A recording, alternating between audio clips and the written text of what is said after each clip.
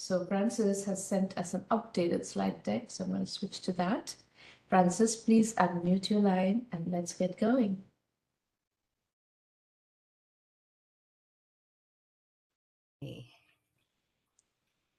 Well, good morning, everyone. My name is Francis Navarez, and I'm one of the co-founders and CEO of Football Connect. And are you ready for some football? That's soccer here in the U.S., but football worldwide. Do you remember the question, what do you want to be when you grow up? Was it a nurse, a teacher, a doctor? What about a professional athlete? My co-founder, Roberto Telleria, was born in Bolivia in South America, and he always dreamed of becoming a professional footballer. But like many in his country, they battled a number of barriers, including economic and geographic. His dream and love of the sport sparked the creation of Football Connect, the gateway to football talent within communities around the world. Next slide. Even though football is one of the largest sports and most popular, played in over 200 countries, a golden generation of players within communities worldwide are being denied their chance to shine because the current system was designed for the ones who have the economic means and not the millions who don't.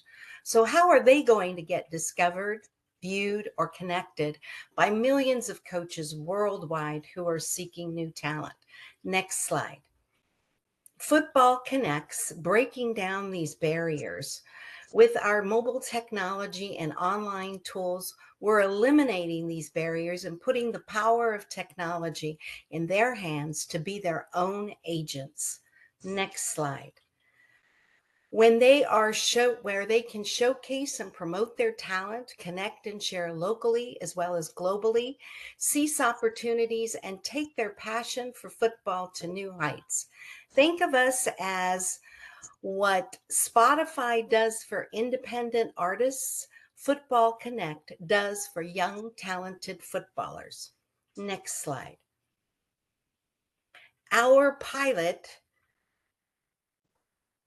which we implemented our go-to-market strategy to kickstart with boots on the ground, garnered us 30,000 users, and one of our players was recruited to play futsal in Spain.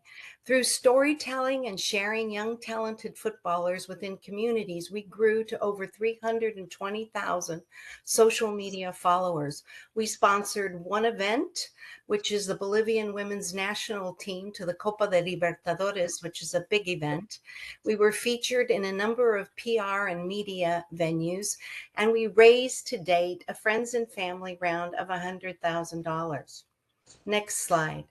Could you, before you go to the next slide, by the way, I'm a huge football fan. So Okay. I love every 4 years, I religiously watch the World Cup soccer soup to nuts. Okay. And when we are in the right time zone and so on, and we watch the European Cup as well, and Okay. whatever else we can, not depends, but very most certainly the World Cup soccer. You're right. So sign 5 MOUs. MOUs with whom? MOUs with different clubs and academies in South America. So that Okay. would be Metor. And then in Santa Cruz, Bolivia, one of the largest football associations, it's Cruzaseña. We signed an MOU with them, and they have over 30,000 players. However, they're not on our platform right now because they're waiting for another portion of our app, which is our team and tournament registration component, which we haven't developed, but we're in the process of working on the design so that when we do get the funding, we can immediately start putting it together and have them get on the platform. In South America, I don't know if you know, but many of them use paper and pencil still. They use no technology. So in some of the areas that we're going into, they're definitely interested in our tools so that they can track more of their players and garner more stats and The information. 30,000 users that you have on the Right. platform, these are all in South America. No, they're from all over the world, really. We launched it in South America, specifically Bolivia.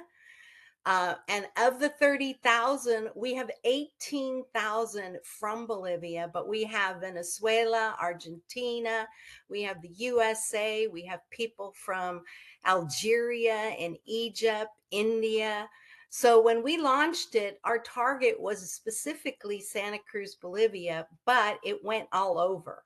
Okay. So, but that's our target right now is South America, the US, and then the branching out into Mexico. And your goal is to have players all over the world kind of participate in this platform, and then clubs all over the world also get on the platform and start recruiting those players. That's what you're trying to do primarily, yeah? Primarily, what we're trying to do is create a platform where, think of us as America's Got Talent. Okay. I We're understand, but trying to showcase their talent, but it's giving them the tools to connect and no, I know promote that, themselves. but what's the goal on the other end? These players will do all that, showcase themselves on this platform because you will have the clubs on the platform looking at that stuff, yeah? Right. That's Including. leagues, that's coaches, scouts, agents, teams, clubs, leagues, Okay, academies, and associations. got it. Got it. Okay. So those are our primary customers, which is the recreational and competitive player, 13 plus, both male and female, and then the coaches, scouts, and agents, and then the teams, clubs, leagues, associations, and academies. Okay, I'm going to give you some feedback on this particular slide. Okay. So market sizing needs to be bottoms up. Okay.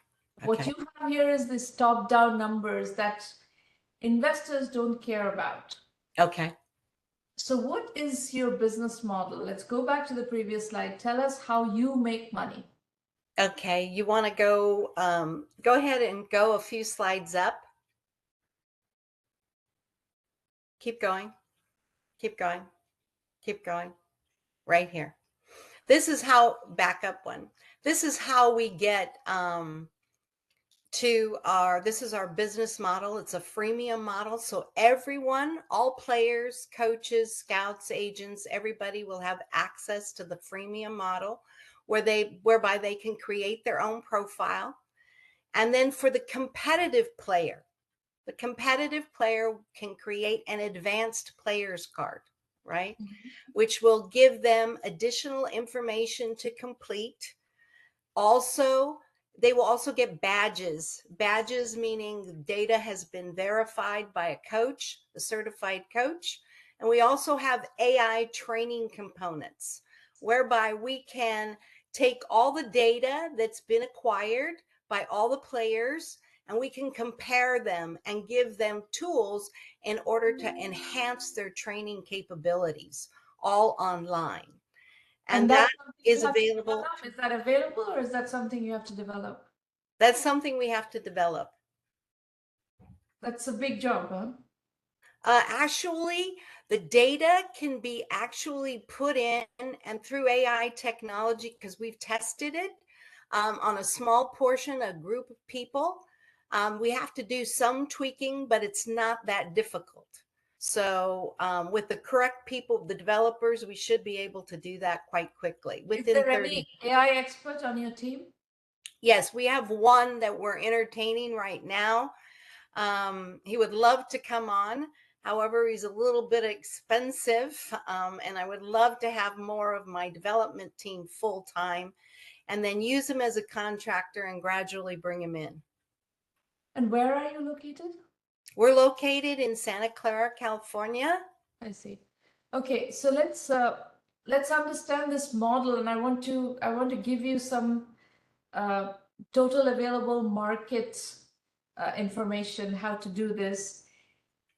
You Okay. need to figure out how many people are going to pay the what you call the advanced $120 per year player fee. Well, right now, when we did the different clubs and academies, associations, It doesn't seem like it's a problem for people to pay. I'm not asking about the problem. I'm talking about revenue model and leading up to total available market size analysis. Okay. So what is the total universe of players that you are going to be catering to per year? Total universe of players. Is it 1 million Okay, well, players, 2 million players, 5 million players? What are we talking? we're looking at 1 million players Okay, so then in our your first year. total available market for the advanced category of pricing is $120 per year times $1 million. So Correct. $120 million per year. Mm-hmm. Then you have this organization layer where you're saying you're going to cater to the team management, tournament administrator. How many people are going to buy that, or how many leagues or clubs or whatever are going to buy that? It's per club pricing, right? That is per club pricing, and we're estimating in our first year of 100 clubs, 100 teams with tournament and But so over forth. time, what is the over time? What is the total universe out there? How many clubs are there out there? Oof. There's millions Millions of, of clubs? I don't believe that. Millions of clubs. If there are millions of players, how can there be how if there are 1 million player, how can there be millions of clubs? That's not possible. okay, well, first of all, you have to think of this. Some of the clubs are registered and some of the clubs are not registered. See, so the numbers that I'm using for the market share, they come from FIFA because those are registered. Now, when you go to other countries, they're not registered with anybody per se. You have to, they're like a If police. they're not going to pay you $250 a year to buy your product, most likely. They're going to first get registered before they pay you $250 per year. So a reasonable assumption is that the people who are going to pay you $250 a year are the registered clubs who are more organized, more professional, etc. So how many of those are there? In South America, I would say probably 300,000. 300,000 registered clubs in South America alone. Right. If you look at the FIFA numbers, and I have a table that I could show you, in South America alone, there's over 300,000 registered clubs. It doesn't compute. Okay. Because you can't have 1 million players and 300,000 clubs. Just in million players worldwide, 300,000 players clubs in South America alone, which means around the world you're talking about millions of clubs. It cannot be. Okay. Your numbers are not Okay. correct.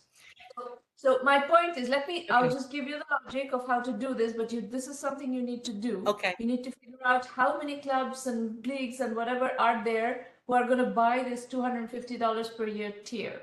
Okay. And that times 250 is your TAM for this tier. And then the same thing, how many virtual scouts are going to be there?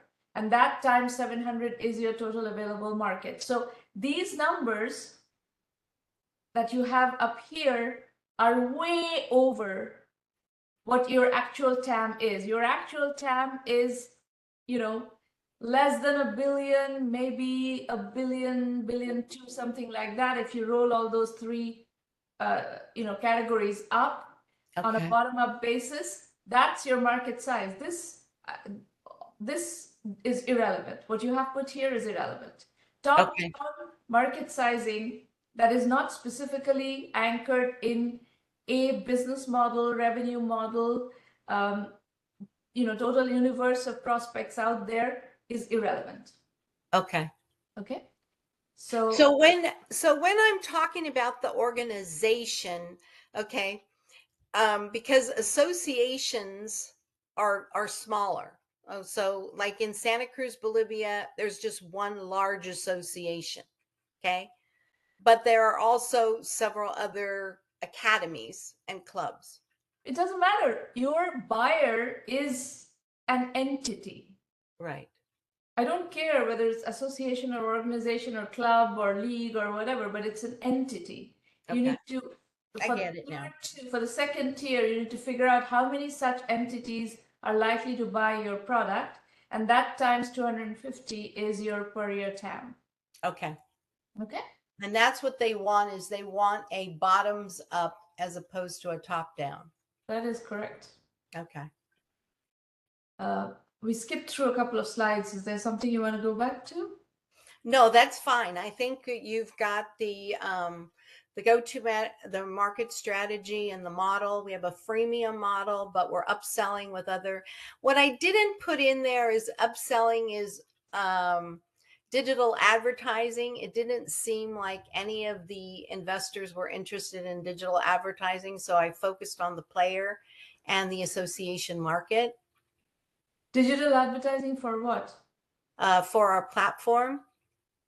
Oh, you want digital advertising to be a revenue model? Right. I don't think I would go there. Okay. So I it's would just stick with subscription and yeah, I think you in this stick with case, it. this business, I think it's better that you stick with subscription. Okay.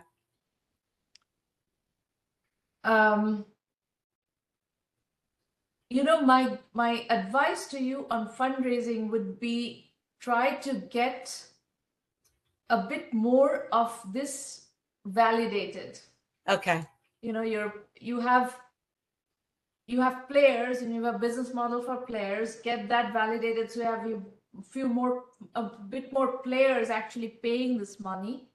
Get some of these organizations on board paying for what you're offering, and get some virtual scouts going and paying for something. So if you can show more traction and more validation of your model, it'll be easier to raise money. Okay. And then if your primary traction right now is in South America, and the awareness and understanding of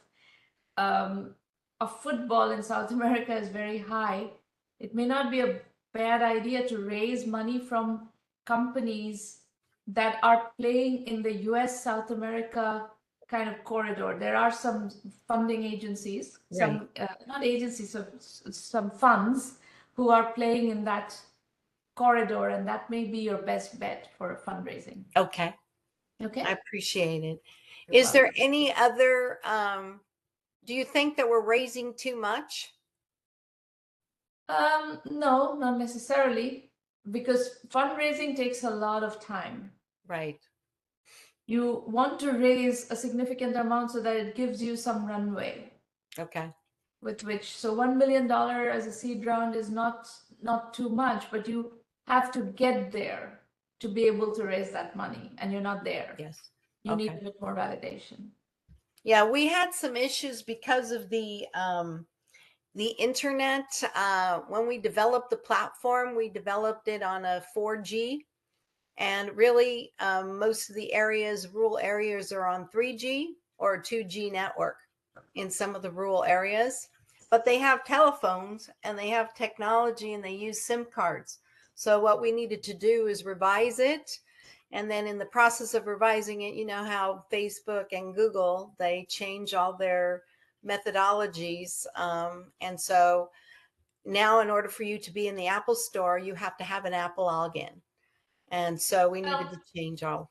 My advice to you is, since you have accumulated a good chunk of players in Bolivia, 18,000 users in Bolivia, try to convert that into paying players. Customers. Okay. And then find a few clubs in Bolivia that are willing to come on your platform as paid customers and start recruiting these people.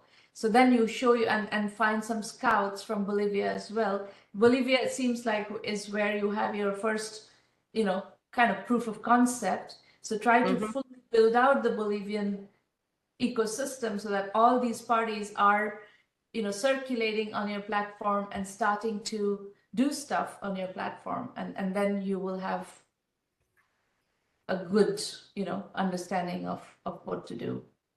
Thank you so much. I think investors would find that very valuable, to see that you have the whole model validated in Bolivia. Okay. Okay. That should not be a problem. We can do that right away. So I Good. think we can get that going and get some traction in there for them to see. Is a dollar amount important as far as Not if we get? necessarily. No, not necessarily. I think you have to show that the model is working and that there is velocity in the model, that, 18,000 players are on the platform. How many of them are actually seriously interested in participating in your platform as paid customers? That's the question. If I'm an investor, that's the only thing that matters to me. You Okay. can have 1.8 million or 18 million people on your platform. If nobody wants to pay, then your model doesn't work. Okay. I Okay. And you appreciate it. can't build a business based on that model. Okay. All right. Thank you. Great.